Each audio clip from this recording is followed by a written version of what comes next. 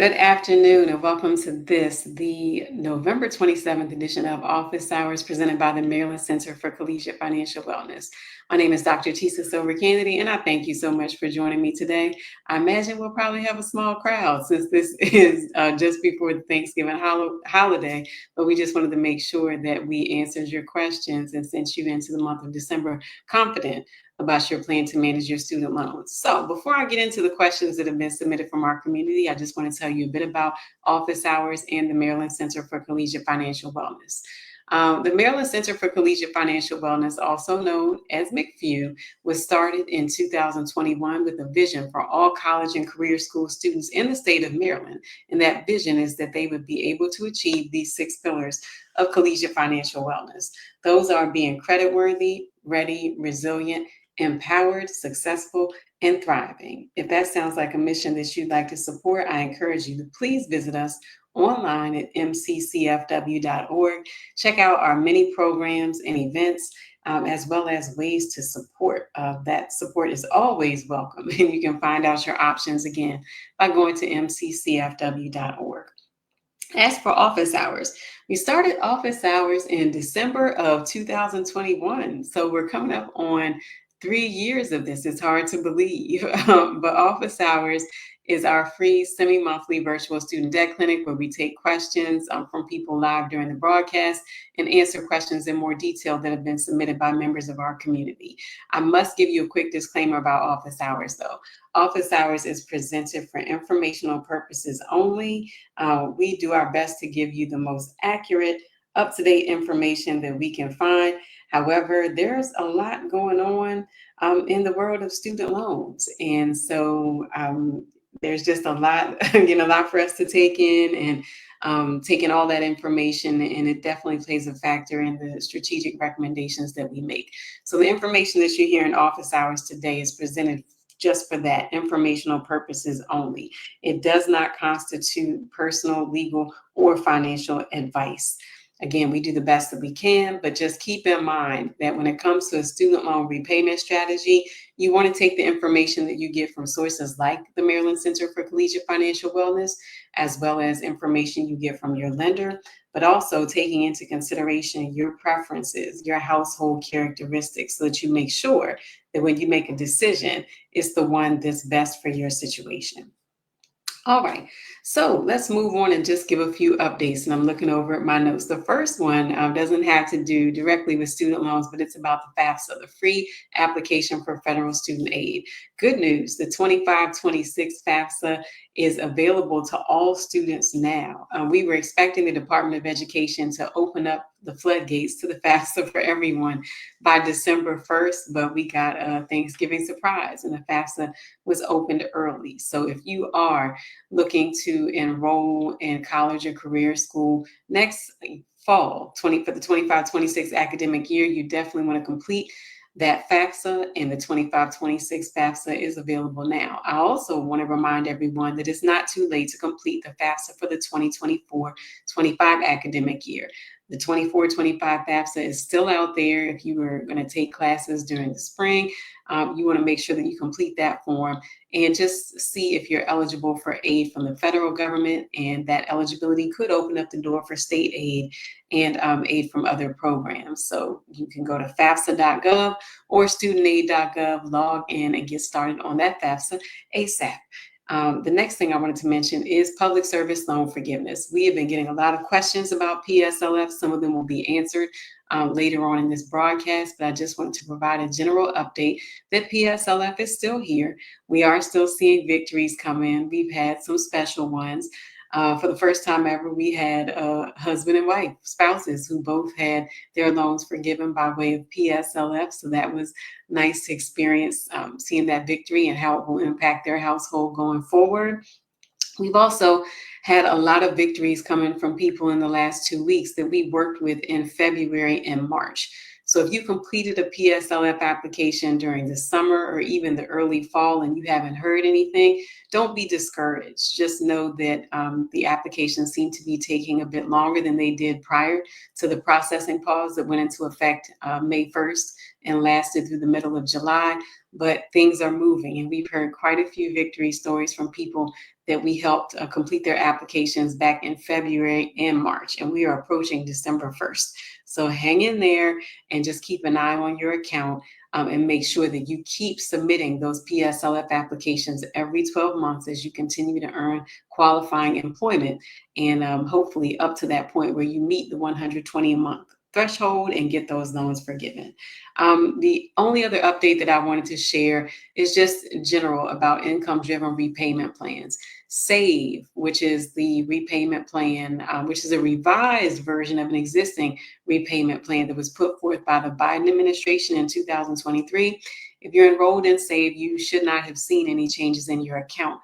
Those loans should have been placed into a mandatory forbearance as a result of a lawsuit that led to a federal injunction. So all loans that are enrolled in SAVE should have been placed into that forbearance as we wait to hear how the courts decide on the future of SAVE. So if you're enrolled in SAVE right now, your loans should not require a payment. Your loans also should not be accruing interest. But at the same time, as of right now, the months in this SAVE forbearance are not set to count toward progress for forgiveness via public service loan forgiveness or for income-driven repayment forgiveness. So that's not a good thing, but we'll wait and see what the courts rule. No word on a date for that. It will probably be at least a few, perhaps several months from now, but we'll wait and see what happens. And I can't think of any other general updates. I'm checking comments real quick to see if we have any other questions or anything that has to do with current events, but I see none. So I'm going to go ahead and jump into the questions that came into our community after the last office hours broadcast. So let's go to question number 1. The question is, how does my payment keep changing? How is this happening?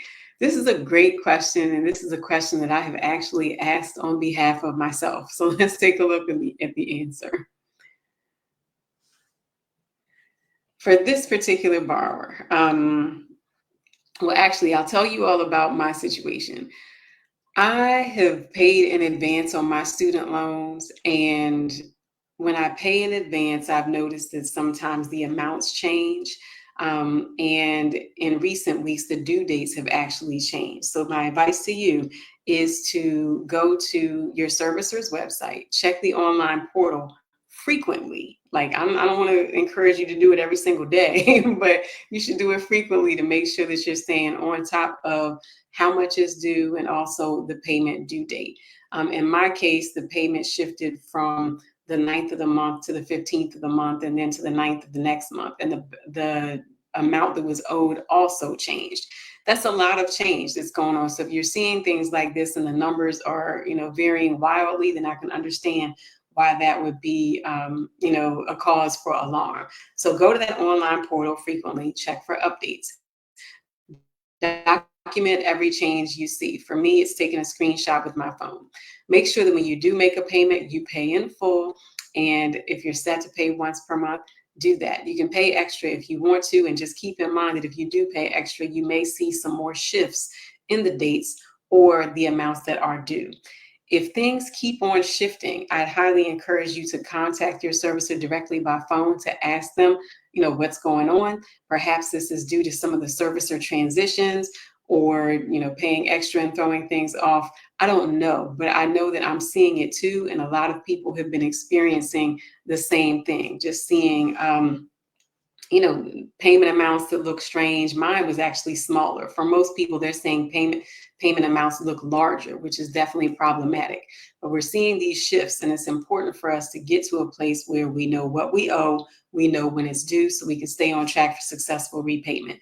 So if the online portal keeps on changing, make sure that you call your servicer and get a straight answer.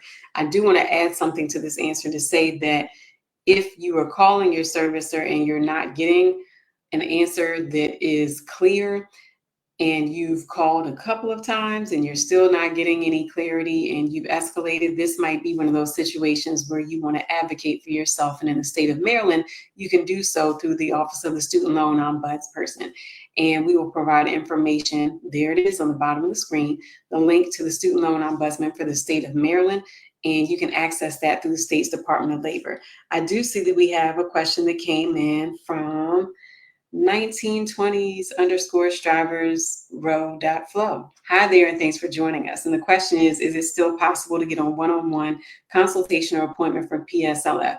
And the answer to that question is that it is possible. Right now, I'm getting into stuff that's beyond the scope of office hours, but right now we are grant funded. So the terms of the grants allow us to provide free one-on-one appointments for people that fall into the populations that those grants are designed to serve.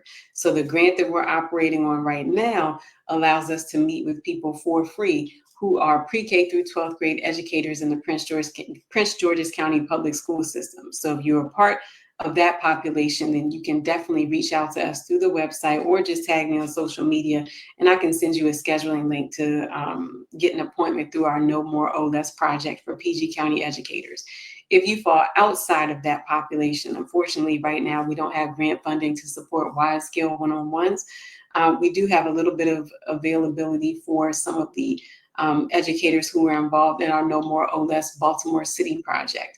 So if you're a pre-K through 12th grade educator in Baltimore City, we do have limited availability for one-on-ones there. This does bring me to a transition that we're making soon, and that is to provide one-on-one appointments that are paid. They're fee for service. So if you're interested in that because you don't fall into the populations that we're able to serve for free, please do reach out and we can send you the link to schedule an appointment. And also, on a larger note, please know that we are searching for funding so that we can expand access to free, high quality one-on-one consultations to help borrowers with public service loan forgiveness, but also with student loan repayment strategies in general, because PSLF has been something we've had a lot of success with, but there's so much more in terms of having a personal student loan repayment strategy and the benefits that that can open up for a person in terms of their actual finances and their financial wellness. So I know that was a lot of an answer, but just know, we're here to support as much as we possibly can. We just don't have the capacity to provide free one-on-one advising services to everyone who is interested in those services right now. All right, let's move on to the next question, question number 2. That question is, I saw the November 15th Ed announcement about the opening of the pay-as-you-earn plan and the income contingent repayment plans. What does this mean? I attended school 2 days after the cutoff. Does this mean that I don't qualify? Okay, let's get into some background on this question before we go to the answer.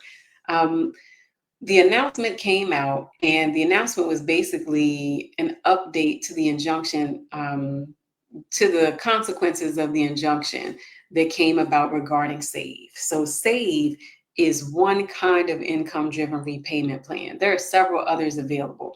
There's income-based repayment, income contingent repayment. There was revised pay-as-you-earn, which transitioned into SAVE, which is saving on a valuable education. So all of these plans fall under the umbrella of IDR, which stands for income-driven repayment.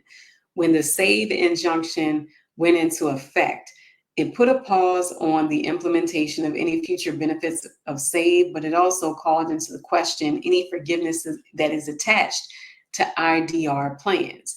And gradually, in the months since that injunction went into effect, we've seen clarification about which plans will allow forgiveness to proceed, some plans that were supposed to sunset, and which plans will not have forgiveness proceeding until we get the ruling from the courts.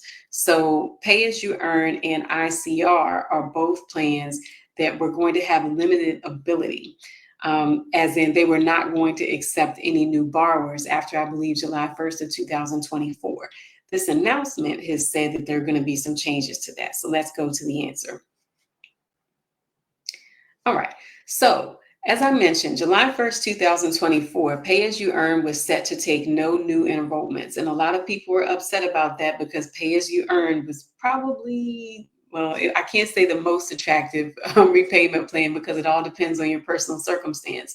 But pay-as-you-earn has some benefits that other plans do not have. With pay-as-you-earn, if you're enrolled in that plan and you repay your loans for 20 years, the balance can be, or supposed to be, forgiven. And that balance can include undergraduate loans and graduate school loans. There's no distinction between the two. It's a 20-year timeline for forgiveness on them.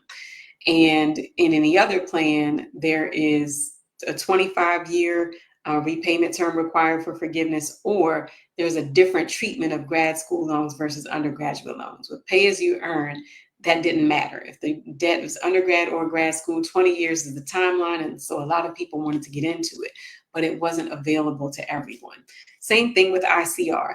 Income contingent repayment was set to take on no new enrollments after July 1st, 2024 as well, except for direct consolidation loans that contained a Parent Plus loan. And if you've been following us for a while, every time we talk about Parent Plus loans, you'll hear me mention ICR over and over and over, because ICR is the only income-driven repayment plan that's available to people who have Parent Plus loans, unless they go through the double consolidation, and the window is supposed to close on that soon as well. So anyway, with pay as you earn, you had this highly attractive repayment plan that was set to take no new enrollments after July 1st of 2024. The announcement was about it reopening. But to be eligible for pay as you earn, it depends on when you borrowed and the types of loans you had. So as for the timeline that this borrower was referring to, first, for pay as you earn eligibility, you could have had no outstanding direct loan or FFELP program loan debt as of October 1st of 2007. So on that date, you needed to have no balance left over of any direct loans or FFELP loans, or you had never borrowed any to begin with. And you had to have borrowed a direct loan on or after October 1st of 2011. So this is basically saying that you needed to take a loan out after October 1st of 2011. And when you did that, you could not have had an existing loan on a direct loan or FFELP program loan as of October 1st, 2007.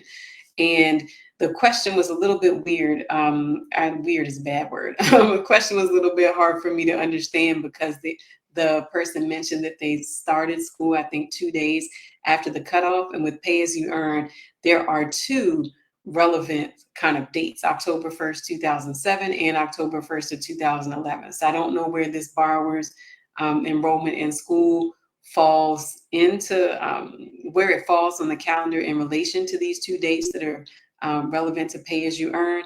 But if you go into studentaid.gov and use the loan simulator, you should be able to see which plans you qualify for. Just keep in mind that some things have changed because of overall system changes, and other things have changed too as a result of the SAVE injunction. So go to the loan simulator, take a look at the plans that are available to you, but also be clear about your disbursement dates, because the question mentioned, starting school 2 days after a cutoff, but it really depends on when your loans were dispersed. So to review your loan disbursement dates, you want to log into studentaid.gov. And once you get to the My Aid section, you're going to click that blue button that says View Loan Details. From there, you can click View Breakdown, or scroll down to the loan breakdown. And then for each loan, you can view the loan details. You can see the disbursement dates listed there. And you want to see how your disbursement dates stack up relative to that October 1st, 2007 point and the October 1st, 2011 date. So that is the deal on pay as you earn. And really quickly, I just want to say thank you again to 1920s _ striversrow.flow. Hope I'm reading that correctly. They just said, thank you so much for your response. I'll reach out for a one-on-one. Thank you for joining us, and I hope to hear from you soon, and hopefully we'll be able to help you with PSLF. All right, at this point, we'll move on to our next question. Okay, that question is, I completed a PSLF form for my direct loans in July of 2024. I did everything, and the qualifying payments and eligible payments are 0. I've worked for Prince George's County Public Schools for 28 years. How is this possible? Does this mean that I don't qualify for forgiveness? Okay. We get a lot of questions like this. Longtime educators who have filled out the paperwork and are seeing these super low counts. So to this borrower, the first thing I'd like to say is you are not alone in this. A lot of this just comes down to the way that PSLF applications are processed. So let's take a look at the answer. All right. So we had a follow-up question for this borrower, which was to determine if this was their first time applying for public service loan forgiveness.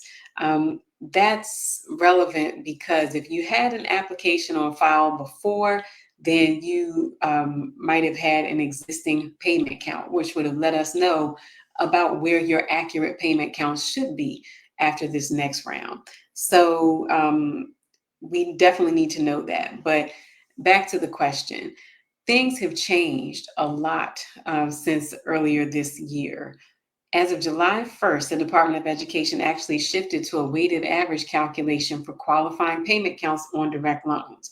If you've been with us for a while through this PSLF limited waiver and the IDR adjustment, you know that this is completely new and it's less favorable than the waiver rules, but more favorable than the rules that were in place before the waiver came about. So what this means is if you have direct loans and those direct loans have differing amounts of repayment history, then if you leave them separated, they'll be on different tracks toward 120. Some of them will reach 120 qualifying payments faster than others because they were dispersed perhaps at different times or have different amounts of qualifying payment history. If you were to consolidate those direct loans now, instead of having your repayment clock permanently reset to zero, or having that direct consolidation gain credit for the history of the oldest loan, which is what we've seen during the waiver, now it would be a weighted average. So if you had some loans with 10 months and some with 120, your weighted average would be somewhere in between 10 and 120, depending on the balance that you owed on each loan. So that's what we're operating under now for direct loan consolidations. The other thing that we're still kind of feeling is the impact of that PSLF processing pause. The pause went into effect May 1st of 2024, and it lasted through the middle of July. So that was a good 2.5 months where there were no PSLF applications being reviewed. And at the same time, the application portal was still open. So people who submitted before that May 1st deadline kind of the pause might have began a little bit early from what we see. I can't speak for Ed, but from what we saw, it seemed like there wasn't a lot of traction on applications that were sent in April, even before the May 1st pause started.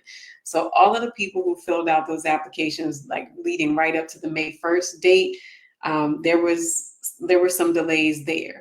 Then for May, June, and half of July, there was no movement. Then things opened back up again in late July, and we're just starting to hear from people who have experienced success within the last couple of weeks, but actually completed applications earlier in the spring. So for this person, it could be a timing issue. It could also be an issue of the Department of Education is doing a lot at the same time when it comes to student loan repayment with the IDR adjustment, updating things for the SAVE injunction, getting back into the PSLF processing and actually changing the way that PSLF applications are processed and what the borrower experience looks like for PSLF application processing. So lots of things going on, and that might cause you to get delays. All of that to say, for you to get a payment count that's truly accurate, it might take a while, especially if you have multiple consolidations leading up to this point. But the counts are coming. We've been assured that they are still happening. It's just taking a bit longer than expected. The other thing is we get a lot of public servants who, say, well, I've been in teaching or I've been, with the police department for 30 years and all of that.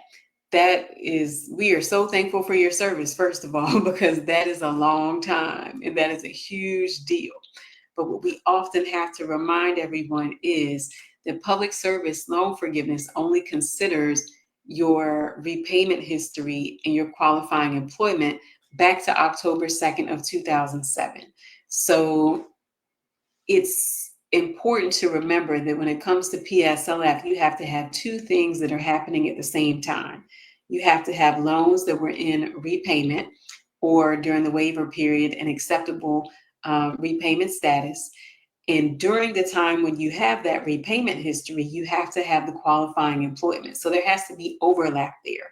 And the overlap only counts if it happened on or after October 2nd of 2007. So keep that in mind. At this point, that's about 17 years worth of history that can be considered for public service loan forgiveness. And the last thing I want to say is that your payment counts depend on the kind of repayment status history you have on the loans. When we were during the waiver periods, the conditions were much more lenient. Certain types of forbearances and deferments could count. Basically everything except periods of grace, default, and in-school deferment could count, whether you made a payment during that month or not. Now we're back into the rules where you need to make sure that you're making a qualifying payment, which means your payments are on time in full while you're enrolled in a qualifying repayment plan.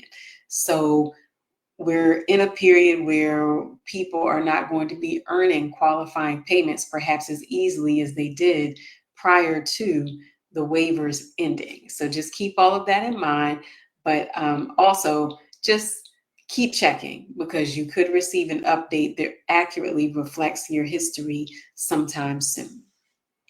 All right, let's move on to the next question. All right. I am so confused. I don't think my loans can be forgiven. There have been several notifications and none of this makes sense to me. How can I tell if my employer signed my PSLF form? Why does my PSLF tracker say 0? Help. All right, common question, but for this particular borrower, I want to share some background so that I make sure we're giving a holistic view of this particular borrower's recommendations. So this borrower completed the PSLF application and the application to consolidate on June 3rd of this year. It says their consolidation loan was dispersed on June 25th. Their employer is listed on the PSLF tracker with a date range of October 1st, 2007 until August 12th of 2024, even though they have employment history that began prior to October 1st of 2007. The client believes that the PSLF form was signed on August the 12th of this year, and the client received notifications that they don't have any loans that qualify for PSLF. So this is definitely confusing. To this borrower, I feel your pain. So let's walk through the answers step by step. So first, my follow-up question is about the timing of the disbursement on that consolidation loan, because the timeline that the borrower mentioned was completing the application for both public service loan forgiveness and consolidation on June 3rd. And they also mentioned that the consolidation loan dispersed on June 25th. I have never seen a consolidation loan be dispersed that quickly. I can't speak for the Department of Education once again, but I don't think it's possible for a consolidation loan to disperse in less than 30 days of the application being completed. If you're familiar with the application to consolidate, after you submit it, there's a letter that comes to you that says you have 10 days to change your mind. So if you think about completing an application, having 10 days to change your mind, and then just another, in this case, week and a half or 2 weeks, the consolidation loan is dispersed, that doesn't align with the typical timeline that we see. So I think some of the timing may be off a bit here. Now, in terms of the first payment count, the PSLF application that was submitted in June, it depends on when the employer signed it, but at that time when the PSLF application was submitted, this was also at a time when that consolidation process was just starting to work in the background. And it's possible that because the form was completed in June and it looks like the employer signed it in August, the loans may have been in this very limited kind of gray area where the older loans that were included in the consolidation application were paid off, and there is a gap between when those loans are paid off and the new direct consolidation loan being dispersed. So there's a small window where it actually looks like a borrower who just consolidated has a 0 loan balance. And some people see that and think that their loans have been forgiven, but that's not the case. It's just the small window of time between when the older loans are paid off and when a newer loan is originated.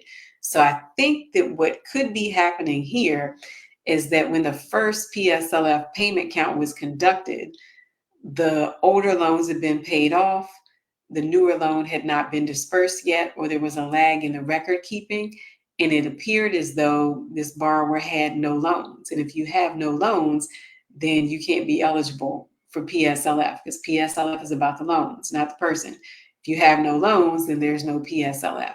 So what usually happens in the case of consolidation loans is the first payment count only examines the history of the newly consolidated loan. Since this loan is brand new, it has no history.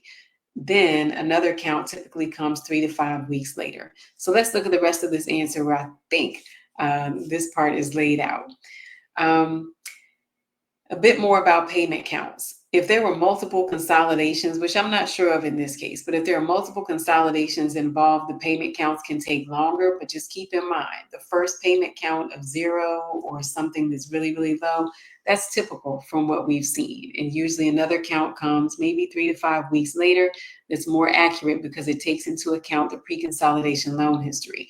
But just as a reminder for borrowers going forward, if you have multiple direct loans and you're applying for PSLF, the advice we were operating under during the waiver period was that you should consolidate first, and then all of your loans will be brought onto the same timeline, and that timeline was based on the repayment history of the oldest loan in your portfolio, or the loan that has the most repayment history. That's a more accurate way to phrase it. We're not in that space anymore. So instead of consolidating first and then applying for PSLF, the Department of Education is recommending that you apply for PSLF first so that you can get a payment count on all of your individual direct loans. And after you have those individual payment counts, you can decide whether you want to consolidate and bring all of those loans onto the same timeline. And that timeline will be based on a weighted average of your existing qualifying payment counts. And really, the only way to make sure that your weighted average payment count is correct is if you know the payment counts on your individual loans, because you can't double check an average if you don't know what the inputs were. So again, if you have multiple direct loans and those loans have different lengths of repayment history, the advice from the Department of Education for now is that you apply for PSLF first and then consolidate to receive a payment count that's based on the weighted average. All right, so let's move on to question number 5. Okay. This question is about delinquency. This borrower has Mohela for their servicer, and they've been notified that their loans are in delinquency. Person says, I'm unsure how I'm delinquent since I never received a bill. I received several paper communications today with various dates. I thought I signed up for SAVE, but my payments don't match what we applied for in April. So let's take a look at the background on this borrower situation before we get to the answer. So this is actually someone who worked with Team McPhee back in April of this year. And at that time, they completed the application for consolidation, and they also completed the application for the SAVE repayment plan within their consolidation application. In October, they received a letter from Mohela saying that Mohela is their new servicer, and the delinquency notice came, I think, about 10 days after this. So let's take a look at the answer. So had one follow-up question here, and that was, when did the consolidation loan disperse? That would be helpful to know. Even with that date, this does seem to be a little off in terms of getting a delinquency notice already, but I just wanted to share a quick note that delinquency can occur even if you do not receive a bill. So it doesn't matter if, say, you moved or the bill got lost in the mail or lost in your inbox. If the payment was due, then you will be considered delinquent if you do not make the payment on time. But there's a big difference between being delinquent and being in default. Default is when you haven't made payments for more than 270 days, and that's when the consequences become much more extreme. So in this case, we're talking about delinquency, which essentially means you're just late or you've missed a payment. So What we recommend is logging into mohela.studentaid.gov because that's your servicer, and verifying your current repayment plan and any payments due. If your application for SAVE went through, then there shouldn't be a payment due at this time because all loans that are enrolled in SAVE have been placed in that mandatory forbearance that's related to the federal injunction. So aside from logging into Mohela to take a look at things, we recommend going to studentaid.gov and going to the My Activity page.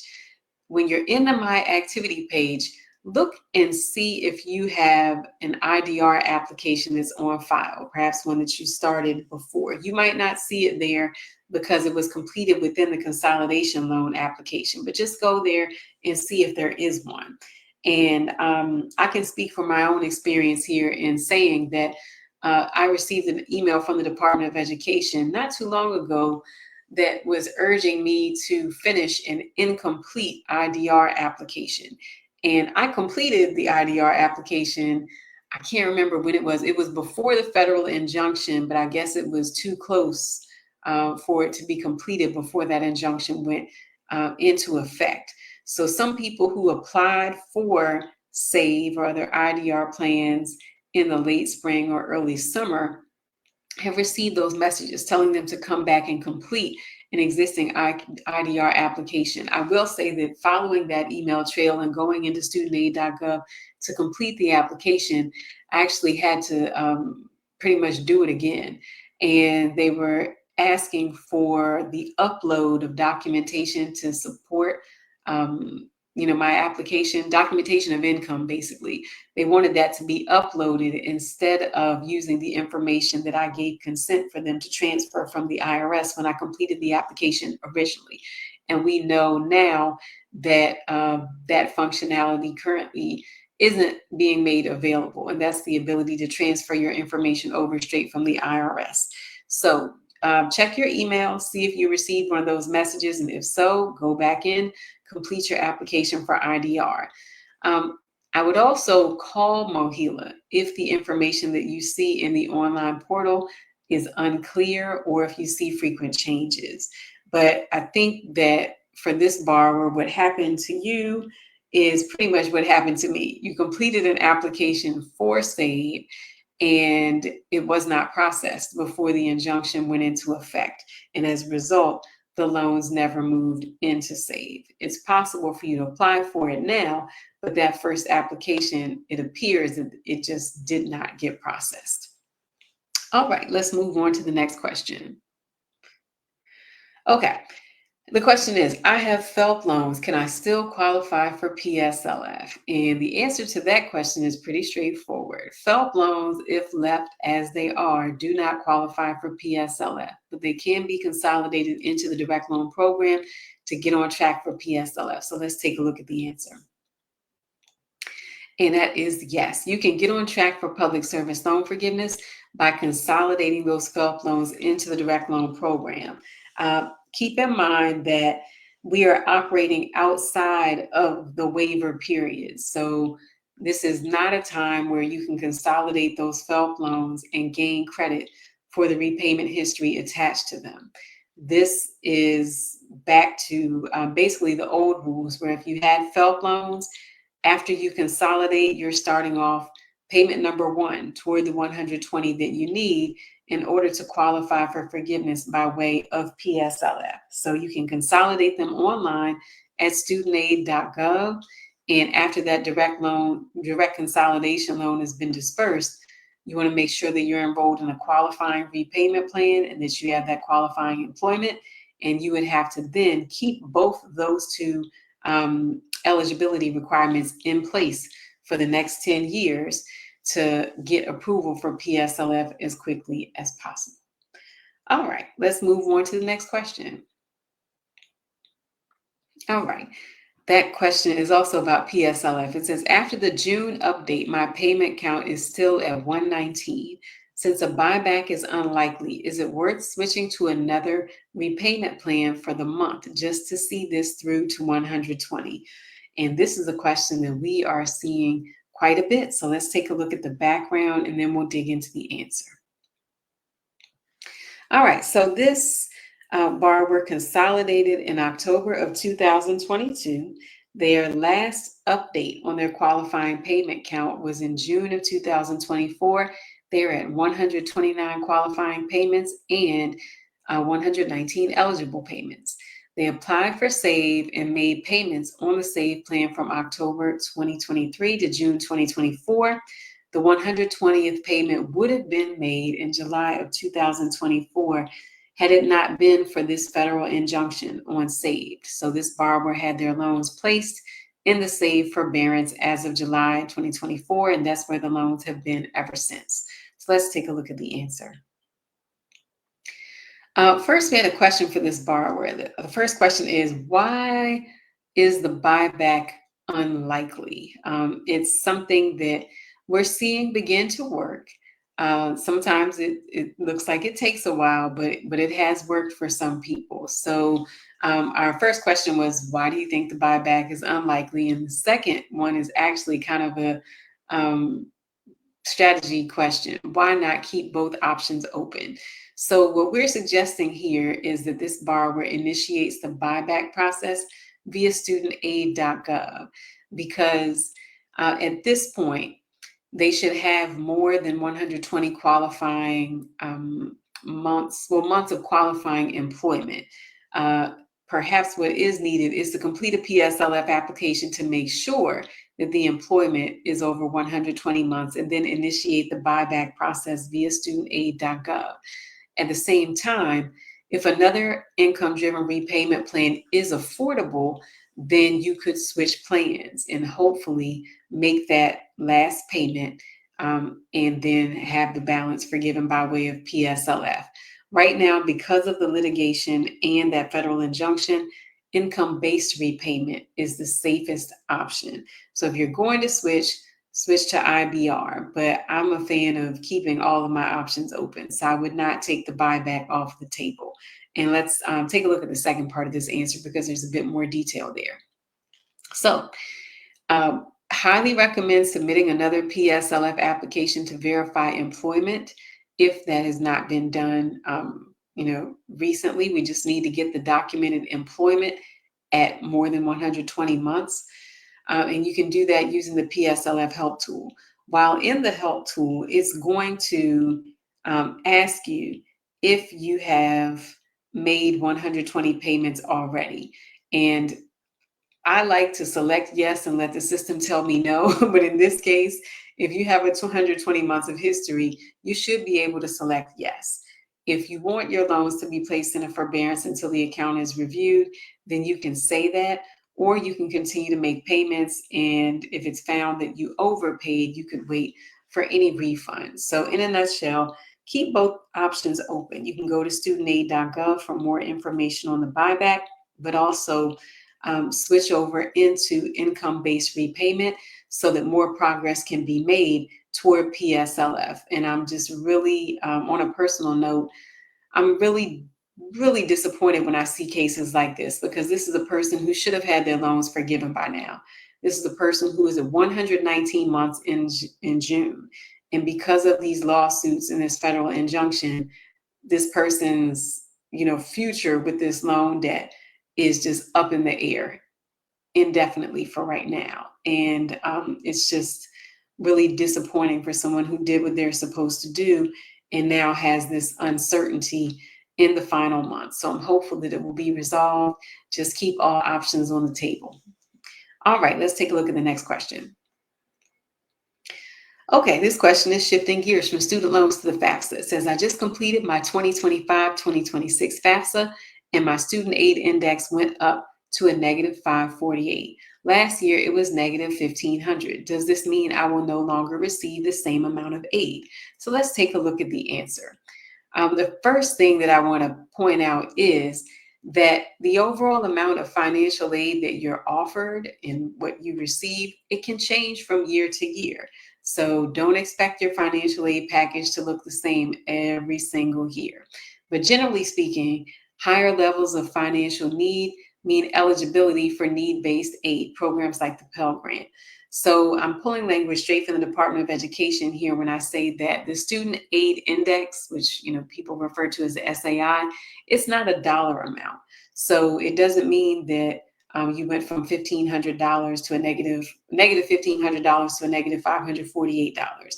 It's not a dollar amount, and it does not represent any amount that your family is expected to provide when paying for your college experience.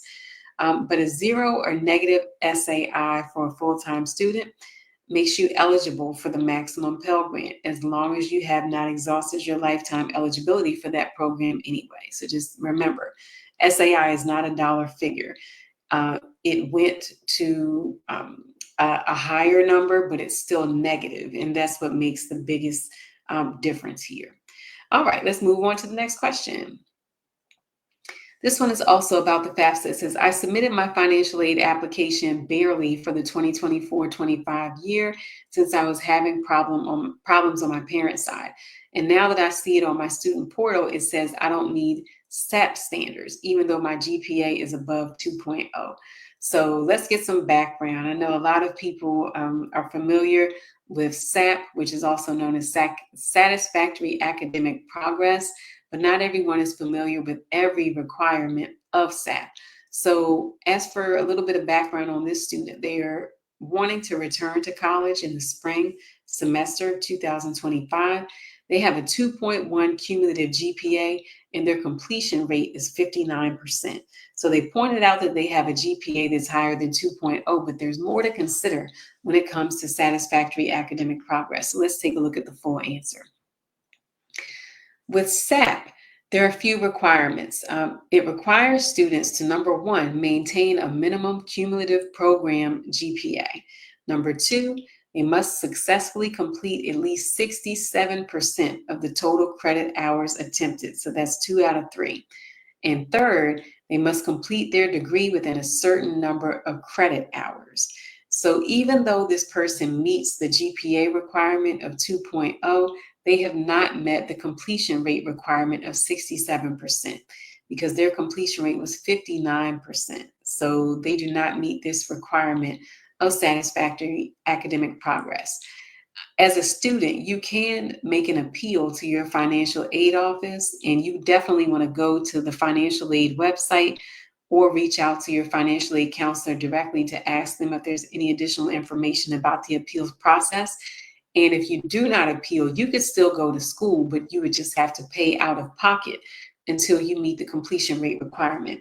I know that paying out of pocket is not necessarily feasible for many people, so I strongly encourage you to explore the appeals process for satisfactory academic progress, because if there were any extenuating circumstances going on, you definitely want to provide documentation and submit that appeal to see what happens, and perhaps your eligibility for federal aid could be restored.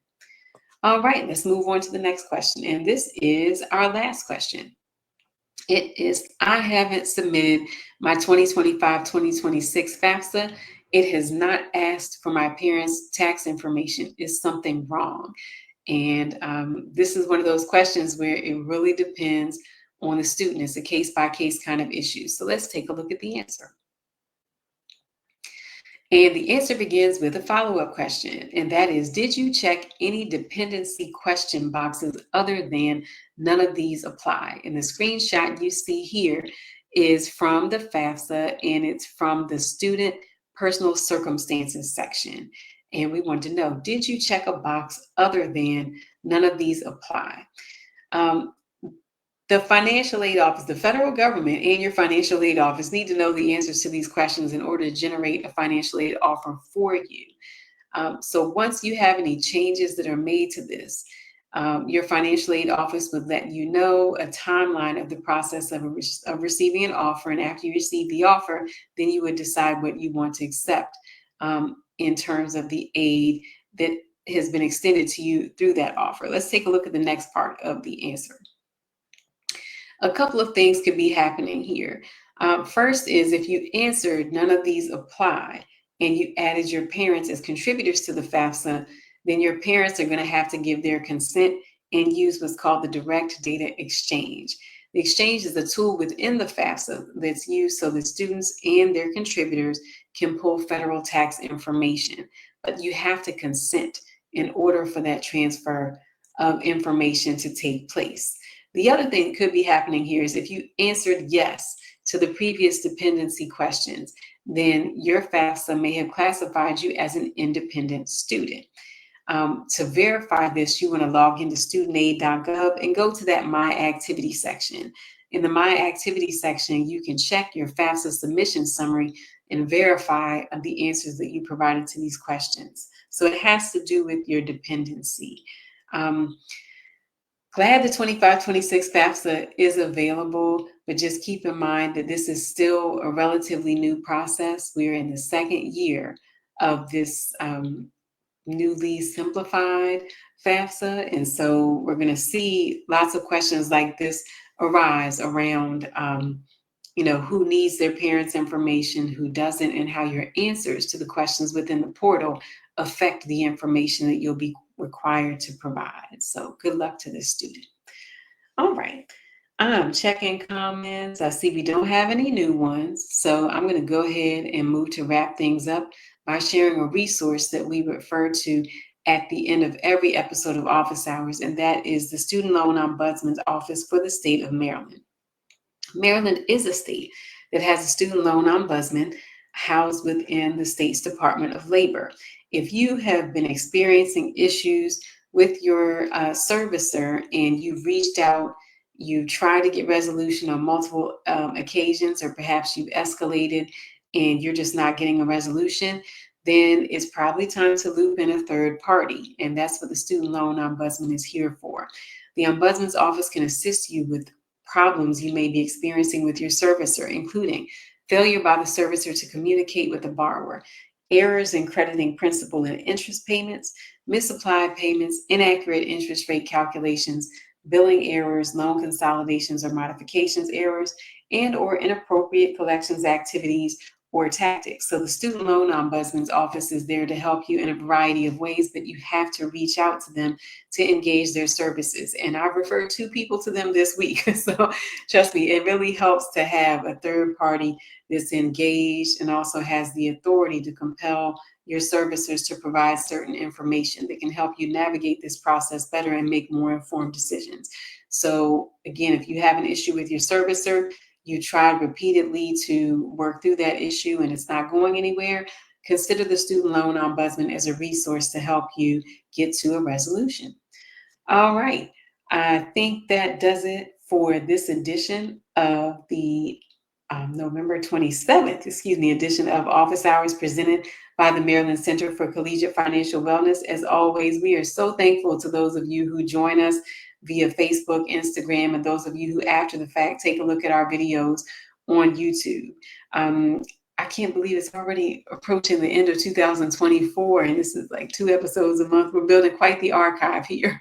So if you aren't able to see the live broadcast, you can always visit our YouTube channel. We are at the MCCFW, and you can view the annotated versions of these videos, helping you get straight to the content that means the most to you. I think we have a comment that popped up, so I'm going to take a look at that really quickly. All right, just resources being shared, including the Student Loan Ombudsman's Office and a link directly to where you can submit complaints, as well as the Student Loan Borrower's Bill of Rights for the state of Maryland.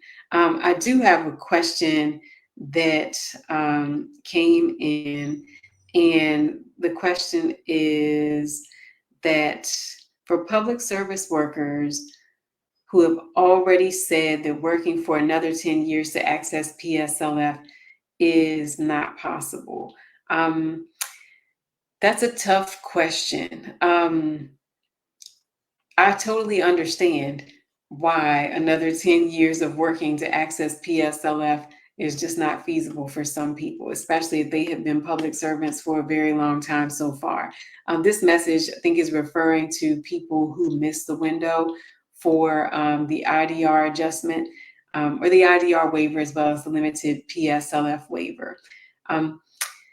Unfortunately, right now, when it comes to public service loan forgiveness, there is some uncertainty there, but what we know right now is that PSLF is still here, and it's still here. I'll just say that. And to get on track with the application, you want to go to studentaid.gov/PSLF and make sure you fill in the information for every employer that you've had dating back to October 2nd of 2007.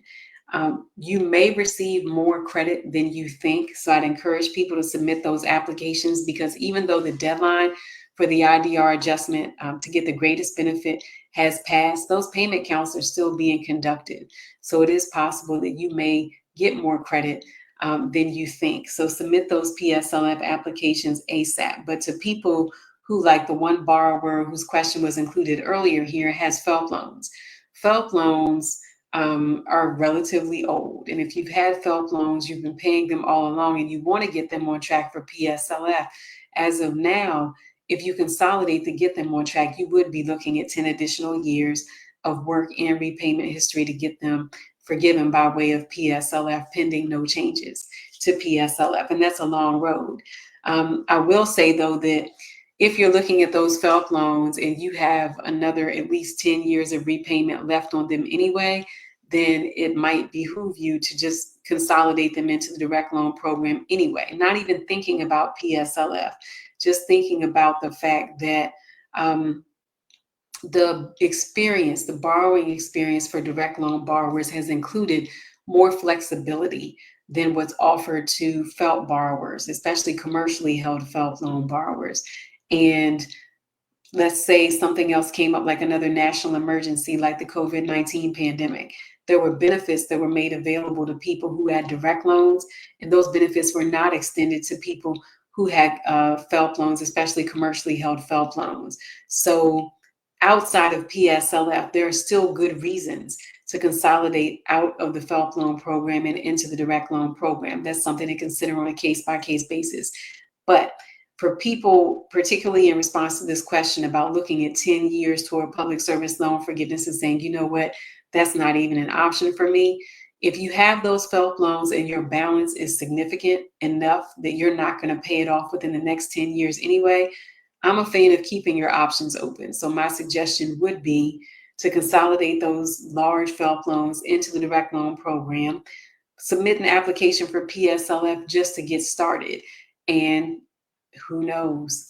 You never know. You may choose to remain in public service for another 10 years, or you just get the benefit of being in a better situation than having a commercially held FFELP loan. So think about it that way, not just about PSLF, but your eventual pathway to zero and what that experience will look like. The question, this also had a couple of other questions there. There was a question about a loan who is a borrower who has a loan who's been in default for 30 years, but it's not showing on the credit report but looming. I've seen a case like that as well. I met someone who has a loan that's actually older than me, and that loan has been in default since the late 70s. It had disappeared, and now it has reemerged back on their studentaid.gov account. And what I've recommended is first trying to establish the validity of that loan and figure out where it's been. One piece of advice that I gave this borrower was to not pay any companies that approach them saying, you know, you got this loan, you need to repay it. We need the history of the loan. We need to find out who owns the loan before any agreements are made to make payments. So that is something that we're working through, looking into. And unfortunately, I don't have a straight answer for you on that right at this point, because that is very unique and something that I've just encountered for the first time earlier this year. The other part of this question was, what about people who did not take advantage of the Fresh Start program? The Fresh Start program was an initiative that basically allowed people to emerge from default faster than ever. We saw people come out of default and get approved for PSLF, and that's something that could have taken a really long time, at least 10 to 12 months longer under normal circumstances. So for people who did not take that faster pathway out of default, we are back to a place where the original rules are in effect, and you can get loans out of default through consolidation, or through rehabilitation. Rehabilitation, I believe, takes 9 to 10 months. Consolidation can move a bit faster. If those defaulted loans are allowed to be consolidated, you'll usually have a fresh consolidation loan within 60 to 90 days of completing the application. But those are the traditional avenues to emerging for default. You can explore your options at studentaid.gov, but unfortunately, that fresh start deadline has passed by. All right, I'm going to check one more time to see if we have any additional questions or comments that have come in. And thank you to those of you who joined us today on Instagram. We appreciate you. And I don't see any other questions or concerns. As always, if you have any questions that come up, please reach out to us at mccfw.org/contact. You can submit your questions there. You can also tag us on social media, and we'll do our best to point you in the right direction. Taking one more look, I don't see any other questions or comments on our social media streams. So I just want to take the opportunity to thank you all for joining us. Thank you for your engagement. Thank you for sending us your questions, because we are learning right alongside of you. So many things have changed in the past few years, and so much has changed just in the past couple of months. So we really use these questions to deepen our expertise and help other people who are experiencing the same types of challenges and issues, and in some cases, victories. So thank you so much for your engagement. We are late. We ran over. It's actually 1:02. So I'm going to go ahead and wrap this up. I want to thank you again. I just want to wish all of the students, as well as members of our community, a happy Thanksgiving. However you choose to celebrate, please get some rest. Also, have a moment of gratitude, and just remember your blessings. And I count all of you as my blessings, just propelling us to keep on doing what we do here at the Maryland Center for Collegiate Financial Wellness. So thank you. Happy Thanksgiving to you. And as always, until next time, be well.